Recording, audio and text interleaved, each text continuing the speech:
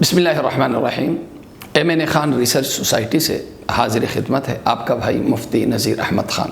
آج کا موضوع ہے کیا امام قرآن میں دیکھ کر تراویح پڑھا سکتا ہے؟ تو اس تعلق سے آج کل مشہور یہ ہے، چونکہ عرب سے یہ بدعت آئی ہے تو اس لیے مشہور یہ ہے کہ جی پڑھ سکتے ہیں، اور بہت سے لوگ ہیں جو حافظ نہیں ہیں، وہ تراویح میں پورا قرآن سناتے ہیں اور عجیب و غریب طریقے سے جو ہے نا وہ موبائل نکالتے ہیں اور پھر موبائل کھولتے ہیں اور موبائل کھول کے ہاتھ میں موبائل ہوتا ہے اور اس سے پڑھتے رہتے ہیں۔ کوئی قرآن کھول کے اسی طرح قرآن سامنے ہوتا ہے، قرآن دیکھ کے وہ پڑھتے رہتے ہیں۔ تو اس تعلق سے چونکہ یہ عرب سے آیا اور عرب کے بارے میں ہمارا عموماً تأثر یہ ہے کہ وہ ہر کام قرآن و حدیث کی روشنی میں کرتے ہیں، اس لیے وضاحت ضروری تھی۔ تو عرض یہ ہے کہ ہماری ریسرچ اکیڈمی نے اس بارے میں جو عرب علماء کرام ہیں ان کے اس تعلق سے جو مقالات ہیں، ان کے فتاوے ہیں، وہ ہم نے دیکھے، اپنے علماء نہیں، ان کے علماء جہاں سے یہ بدعت آئی ہے تو ہم نے باقاعدہ اس کی تحقیق کی، ریسرچ کیا، تو پتہ چلا کہ جی اس تعلق سے باقاعدہ کوئی حدیث یا قرآن کی آیت نماز میں قرآن دیکھ کے پڑھنا یا امامت کرنا، اس تعلق سے کوئی حدیث موجود نہیں ہے، اور صرف ایک اثر موجود ہے، یعنی ایک صحابیہ کا عمل جس کو امام بخاری رحمہ اللہ نے نقل کیا ہے، اور عموماً دھوکہ عوام کو یہ دیا جاتا ہے جی بخاری میں آیا ہے۔ تو بخاری میں جو آیا وہ باقاعدہ حدیث کے طور پر یا سند کے ساتھ نہیں آیا، بلکہ امام بخاری رحمہ اللہ نے ایک باب قائم کیا، عنوان قائم کیا، اور اس عنوان کا حاصل یہ ہے کیا ایک غلام امامت کرا سکتا ہے؟ ایک شخص جس کا نسب معلوم نہیں ہے، ولد الزنا ہے، کیا وہ امامت کرا سکتا ہے؟ ایک اعرابی کیا امامت کرا سکتا ہے؟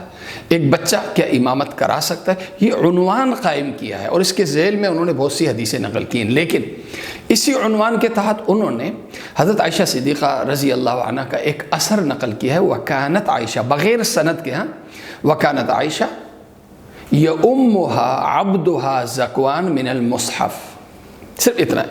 حضرت عائشہ صدیقہ رضی اللہ عنہ کی امامت ان کے غلام حضرت زکوان رضی اللہ عنہ کرتے تھے مصحف سے۔ مشہور شارح ہیں بخاری کے، تو بخاری شریف کے، وہ اس کی تشریح کرتے ہیں حفظا من المصحف، مصحف سے پہلے چونکہ غلام تھے، پہلے قرآن سے یاد کرتے تھے، اور قرآن سے یاد کر کے پھر حضرت عائشہ صدیقہ رضی اللہ عنہ کی امامت کرتے تھے۔ لہذا من المصحف کا لفظ ہے، من المصحف کا لفظ ہے، اس کی کئی تعویلیں ہو سکتی ہیں، جہاں تک یہ معنی ہو سکتا ہے کہ قرآن پڑھ کے امامت کرتے تھے، وہاں یہ بھی ہو سکتا ہے کہ پہلے مصحف سے یاد کر کے اس کے بعد امامت کرتے تھے۔ یہ مصحف سے یاد کر کے شارحین یہ مفہوم، یہ تشریح کیوں کرتے ہیں؟ یہ تشریح اس لیے کرتے ہیں کہ پورے ذخیرے احادیث میں حضرات صحابہ کرام رضوان اللہ علیہم اجمعین کے آثار میں ہمیں ایک اثر، ایک عمل نہیں ملتا کہ کسی صحابی نے قرآن دیکھ کے نماز پڑھی ہو یا تراویح پڑھی ہو، سوائے اس روایت کے۔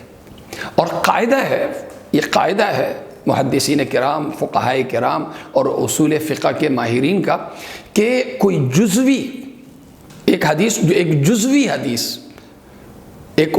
حدیث سے اصول اخذ نہیں کیا جا سکتا۔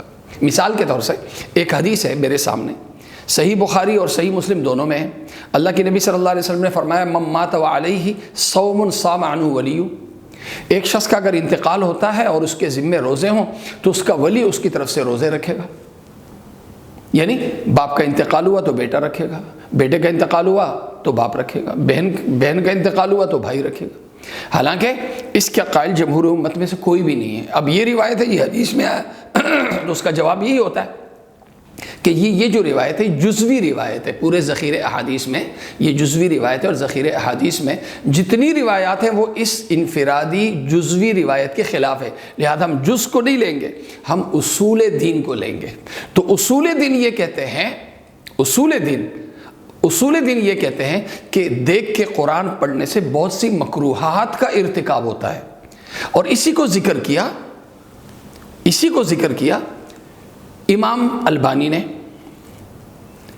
امام البانی کو فالو کرتے ہیں عرب کے لوگ بھی، غیر مقلد حضرات بھی. ایک مشہور عالم ہیں شیخ ابو انس محمد بن فتحی اور شیخ عبد الرحمن محمود. ان کی کتاب ہے فتح الرحمن فی بیان حجر القرآن. اس میں شیخ البانی کا یہ فتویٰ نقل کیا جو میں پڑھ کے سنا رہا ہوں. لا نرى ذلك، قرآن میں قرآن سے دیکھ کے تراویح پڑھنا یا نماز پڑھانا ہم اس کے قائل نہیں ہیں. وما ذکر عن ذکوان حادثة عین لا عموم لها، اور حضرت ذکوان رضی اللہ عنہ کی جو روایت ہے یہ انفرادی واقعہ ہے اور عمومی واقعہ نہیں ہے. لہذا جب انفرادی واقعہ ہے تو اس کو اسی تک محدود رکھا جائے. وَبِإِبَاحَةِ ذَلِكَ لِأَئِمَّةِ الْمَسَاجِدِ يُؤَدِّي بِهِمْ إِلَى تَرْكِ تَعَاهُدِ الْقُرْآنِ وَالْعِنَايَةِ بِحِفْظِهِ غَيْبًا. اگر اس کی بنیاد پہ ہم دیکھ کے قرآن پڑھنے کی اجازت دیں گے تو قرآن کے حفظ کا اور قرآن کو یاد کرنے کی جو سنت ہے وہ سنت متروک ہو جائے گی اور بہت سی مکروہات کا ارتکاب ہو جائے گا. وہ مکروہات کا ارتکاب کیا؟ جیسے ایک شخص ہے، اگر جیسے میں نماز پڑھ رہا ہوں، اب نماز پڑھتا ہوں میں تو سنت کیا ہے؟ سنت یہ ہے کہ میں رفع یدین کروں، یوں ہاتھ اٹھاؤں. میرے ہاتھ میں اگر موبائل ہوگا تو میں ایک ہی ہاتھ اٹھاؤں گا، یا چلو میں دونوں ہاتھ اٹھا لیتا ہوں. میں نے دونوں ہاتھ اٹھائے، موبائل پڑا ہوا ہے نا، تو اب ہاتھ یوں کروں گا، بجائے ہاتھ باندھنے کے میں ہاتھ یوں کروں گا، پھر کو یوں پڑھوں گا. اور جیسے آپ نے ویڈیوز دیکھی ہوں گی کہ اس میں جو امام ہوتا ہے تراویح پڑھانے والا، وہ موبائل نکالتا ہے، سورہ فاتحہ پڑھتا ہے ادھر، اور اس کی نظر کس پہ ہوتی ہے؟ موبائل پہ ہوتی ہے. موبائل پہ نظر ہوتی ہے، وہ پھر موبائل کھولتا ہے، وہ جگہ سامنے کرتا ہے اور اس کو دیکھ کے پھر پڑھ رہا ہوتا ہے. اب اس میں ایک تو ہاتھ باندھنے کی سنت یہ بھی متاثر ہوئی. دوسرے نمبر پہ آنکھوں کی بھی سنت ہے کہ آنکھ کہاں دیکھے نماز کے دوران، سجدے کی جگہ پہ دیکھے، وہ بھی متاثر ہوئی. اور خضوع یہ بھی متاثر ہوا. تو ہاتھ کی سنت متاثر ہوئی، آنکھ کی سنت متاثر ہوئی، اور دیکھنے اور اس موبائل کو لینے اور رکھنے سے انسان عمل قلیل یا عمل کثیر کا بھی مرتکب ہوا.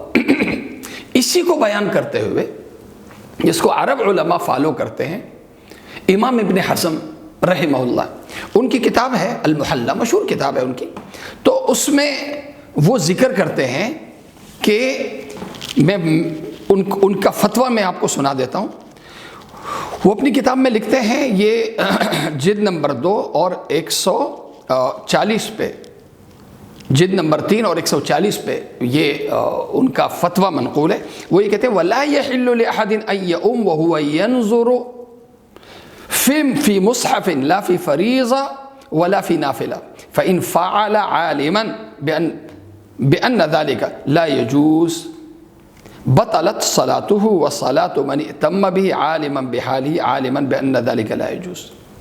امام ابن حزم رحمہ اللہ کہتے ہیں کہ قرآن دیکھ کے ایک شخص اگر نماز پڑھ رہا ہو یا پڑھا رہا ہو، چاہے نفل ہو یا فرض ہو، دونوں صورتوں میں، نفل ہو یا فرض ہو، دونوں صورتوں میں چونکہ بہت سے مفاسد کا ارتکاب ہوتا ہے، اس لیے مفاسد کا ارتکاب ہوتا ہے اور یہ عمل کثیر ہے، اس کی وجہ سے نماز پڑھانے والے کی نماز بھی باطل، اور جو پیچھے مقتدی ہیں ان کو اگر معلوم ہے کہ جی یہ اسی سے پڑھا رہے ہیں تو ان کی نماز بھی باطل ہے.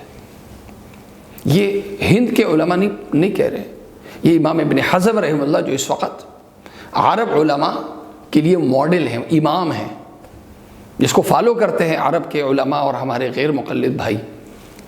اسی طرح امام ابن حنبل رحمہ اللہ، عرب حضرات حنبلی ہیں، تو مشہور کتاب ہے فقہ حنبلی کی شرح منتہی الارادات، اس میں باقاعدہ ایک عبارت موجود ہے اور اس میں ہے وَيُكْرَهَ لِلْحَافِظِ حَتَّى فِي قِيَامِ رَمَضَانِ لِأَنَّهُ يُشْغِلُ عَنِ الْخُشُوعِ وَعَنِ النَّظْرِ إِلَى مَوْضِعِ الشُّذُوذِ. ایک حافظ قرآن کے لیے یہ بات مکروہ ہے کہ وہ تراویح پڑھاتے ہوئے قرآن دیکھے، کیونکہ یہ خشوع کہ نماز میں خشوع کو بھی متاثر کرتا ہے اور جو آنکھ کی سنت ہے سجدے کی جگہ پہ دیکھنے کی، وہ سنت بھی اس سے ترک ہو جاتی ہے۔ لہذا دیکھ کر قرآن پڑھنا، اس سے مکروہات کا ارتکاب ہو رہا ہے اور بہت سی سنتوں کا ترک ہو رہا ہے، جس کی وجہ سے نماز جب مکروہ ہے تو ایسی مکروہ نماز، ایسے مکروہ اعمال کے ارتکاب کے ساتھ یہ تراویح پڑھنا، یہ کامل نماز تو ہوگی نہیں، کراہت کے ساتھ ہوگی۔ اور علماء کرام جو عرب علماء ہیں، جس پہ ساری امت کا اتفاق ہے کہ ایک مسئلہ یہ ہے کہ ایک شخص اگر نماز پڑھائے اور آنکھ بند کر کے نماز پڑھے، یوں آنکھ بند کر کے، تو علماء کرام کہتے ہیں کہ آنکھ بند کرنے کی وجہ سے اس کی نماز مکروہ ہوگی۔ اس پہ سب عرب علماء کا اتفاق ہے، شیخ ابن باز کا فتویٰ ہے۔ تو جب آنکھ بند کرنے سے نماز مکروہ ہو جاتی ہے تو کیا آنکھ دیکھنے سے، کیا قرآن سجدے کی جگہ پہ نہ دیکھنے کی وجہ سے، اور آنکھ بند کرنے کی جو کراہت لکھی ہے وہ یہ لکھی ہے کہ اس میں جو آنکھ کی نماز ہے، یعنی سجدے کی جگہ پر دیکھنے کی، وہ سنت ترک ہو جاتی ہے۔ تو موبائل میں دیکھنے سے بھی تو وہی سنت ترک ہو رہی ہے۔ ہاتھ غیر نماز میں ہاتھ بھی مصروف ہو رہا ہے، اور نقل و حرکت بھی ہو رہی ہے کہ وہ بندہ جھکتا ہے، اٹھاتا ہے، پڑھتا ہے۔ لہذا ہم اس طرح کے عمل کا جو ارتکاب کر رہا ہو، براہ کرم ایسوں کے پیچھے ہم نماز نہ پڑھیں۔ اس لیے نہ پڑھیں کہ ایک تو ہماری نمازیں ان کے پیچھے مکروہ ہوتی ہے، دوسرے نمبر پہ یہ حفظ قرآن کا جو ماحول تراویح کی وجہ سے قائم ہے۔ آج اللہ کا کرم ہے الحمدللہ، شیعہ حضرات کے مقابلے میں اہل سنت والجماعت میں حفاظ بہت زیادہ ہے۔ اس کی ایک بڑی وجہ کیا ہے؟ حفاظ قرآن تراویح پڑھاتے ہیں۔ حفظ کر کے جو تراویح پڑھائی جاتی ہے، اس کی وجہ سے بچوں میں حوصلہ بنتا ہے کہ جی میں بھی حفظ کروں۔ تو جب دیکھ کے قرآن تراویح پڑھائی جاتی ہوگی تو لوگ کہیں گے چلو تجوید کے ساتھ ناظرہ پڑھ لیں، ہمیں حافظ بننے کی ضرورت کیا ہے، ہم تو ویسے